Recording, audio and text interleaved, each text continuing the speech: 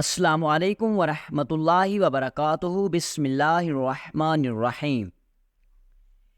ایک دفعہ سلطان صلاح الدین ایوبی رحمۃ اللہ علیہ اپنے 10 سپاہیوں کے چاقو چوبند دستے کے ساتھ، جن میں 11واں علی بن سفیان بھی موجود تھا، جنگل میں شکار کھیلنے کے لیے نکل پڑے۔ یہ شکار عیش و عشرت کے لیے نہیں تھا، بلکہ سلطان صلاح الدین ایوبی رحمۃ اللہ علیہ کو خاص جاسوسوں کی طرف سے خبر ملی کہ جنگل میں سے ایک خفیہ راستہ ہے جس میں سے تاجروں کا قافلہ گزر کر جائے گا، اور اسی قافلے میں عیسائی بادشاہ کے جاسوس تاجروں کے بھیس میں چھپے ہوئے ہوں گے، اور وقت آنے پر جنگل کے ایک خاص راستے انگوریا سے قافلے سے جدا ہو کر جنگل میں پڑاؤ کریں گے۔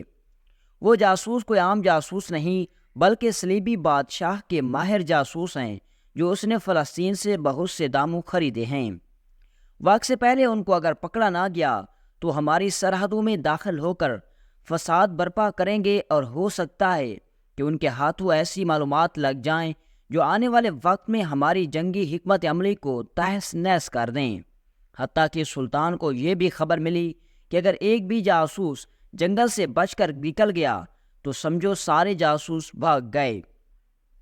الغرض جب سلطان صلاح الدین ایوبی رحمۃ اللہ علیہ جنگل میں شکار کھیلنے کی مقصد سے پہنچا تو سلطان اپنے مقصد کے تحت سپاہیوں کو پیچھے چھوڑ کر آگے اسی راستے کو تلاش کرنے کے لیے چلا گیا۔ سلطان صلاح الدین اپنے گھوڑے پر سوار اس راستے کی تلاش میں تھا کہ اچانک سے ایک لڑکی کی چیخنے کی آواز آئی۔ وہ آواز سن کر سلطان صلاح الدین ایوبی رحمۃ اللہ علیہ بڑا حیران و پریشان ہوا کہ اتنے بڑے اور گھنے جنگل میں لڑکی کی آواز کیسے؟ سلطان صلاح الدین ایوبی رحمۃ اللہ علیہ نے اپنا گھوڑا اسی طرف دوڑا دیا جس طرف لڑکی کی چیخنے کی آوازیں آ رہی تھیں۔ جب سلطان وہاں پہنچا تو دیکھ کر سلطان کے پیروں تلے زمین نکل گئی، کیونکہ ایک شاہی لباس میں ملبوس زخمی لڑکی ایک سور کے ساتھ لڑائی کر رہی تھی۔ سلطان نے سور پر وار کیا اور اسے اپنی تلوار سے کاٹ کر رکھ دیا اور لڑکی کی جان بچا لی۔ چونکہ سلطان صلاح الدین ایوبی رحمۃ اللہ علیہ جاسوسی کے لیے گیا تھا، اس لیے آپ کا لباس بالکل عام سپاہیوں جیسا تھا، لہذا وہ لڑکی پہچان نہ سکی کہ یہ نوجوان آدمی کون ہے۔ اس نے سلطان صلاح الدین ایوبی رحمۃ اللہ علیہ کا شکریہ ادا کیا۔ سلطان صلاح الدین ایوبی رحمۃ اللہ علیہ نے اس سے پوچھا، اے لڑکی، تم کون ہو اور کہاں سے آئی ہو، اور تم اس جنگل میں کیسے پہنچی؟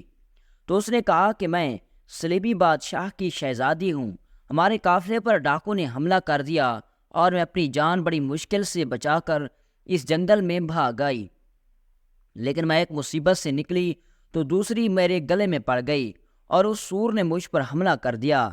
آپ نے میری جان بچا کر مجھ پر بہت بڑا احسان کیا۔ میں واپس محل میں جا کر اپنے بابا کو اس بات کا ذکر کروں گی اور تمہارے لیے بہت بڑے انعام کا اعلان کرواؤں گی۔ پھر شہزادی نے کہا کہ تم ہماری فوج کے آدمی تو نہیں لگتے، لیکن اگر تم میرے ساتھ چلو تو میں تمہیں اپنے بابا سے، جس طرح تم نے بہادری سے میری جان بچائی، تمہیں فوج میں ایک اہم عہدہ دلوا دوں گی۔ سلطان صلاح الدین ایوبی رحمۃ اللہ علیہ مسکرائے اور اس لڑکی کو کہا کہ اب سورج ڈھلنے لگا ہے، اندھیرا چھا رہا ہے، لہذا تم میرے پیچھے پیچھے چلو، میں تمہیں کسی محفوظ جگہ پر لے چلتا ہوں۔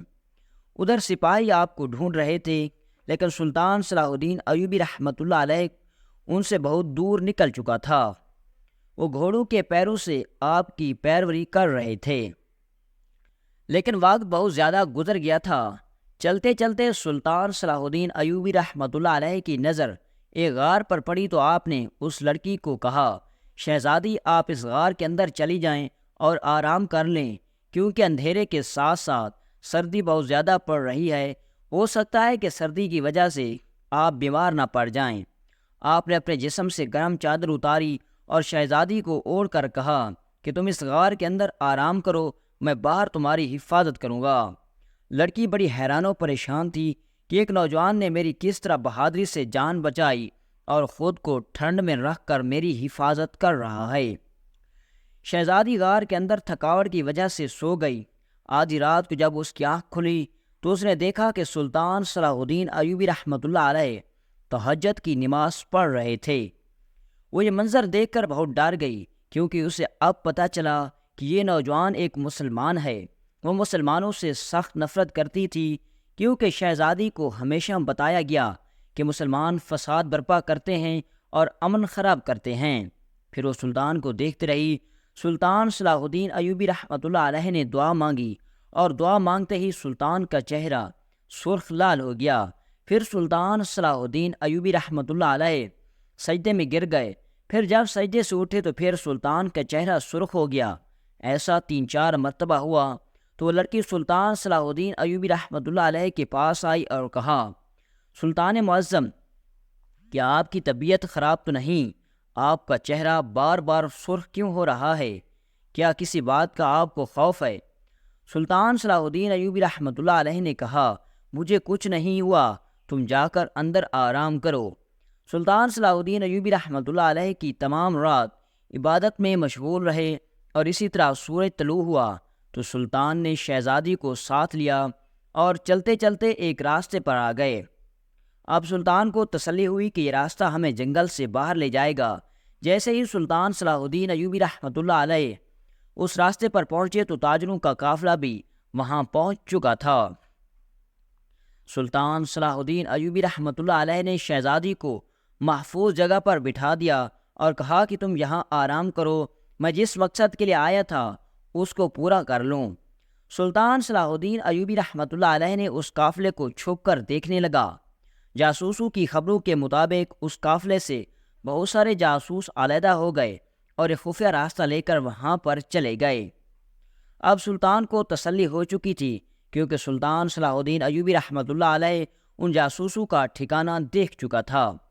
وہ قافلہ وہاں سے گزر گیا۔ اتنے میں سلطان صلاح الدین ایوبی رحمۃ اللہ علیہ کے سپاہی بھی وہاں پہنچ گئے۔ سلطان نے اپنے تمام سپاہیوں کو احکامات جاری کیے اور گھات لگا کر تمام جاسوسوں پر حملہ کروا کے تمام جاسوسوں کو پکڑوا لیا۔ اتنے میں سلطان صلاح الدین ایوبی رحمۃ اللہ علیہ نے عیسائی بادشاہ کی طرف خط لکھا اور اس کو اس کی بیٹی کے ساتھ ہونے والے تمام واقعات کے بارے میں بتایا، اور یہ بھی بتایا کہ آپ کی بیٹی میرے پاس ہے۔ ابھی تک شہزادی کو معلوم نہیں تھا کہ یہ نوجوان جس نے میری جان بچائی ہے وہ مصر کا سلطان صلاح الدین ایوبی ہے۔ تھوڑی ہی دیر میں سلطان صلاح الدین ایوبی رحمۃ اللہ علیہ کے پاس عیسائی بادشاہ کا کمانڈر اور اس کے بہت سارے سپاہی شہزادی کو لینے کے لیے آ گئے۔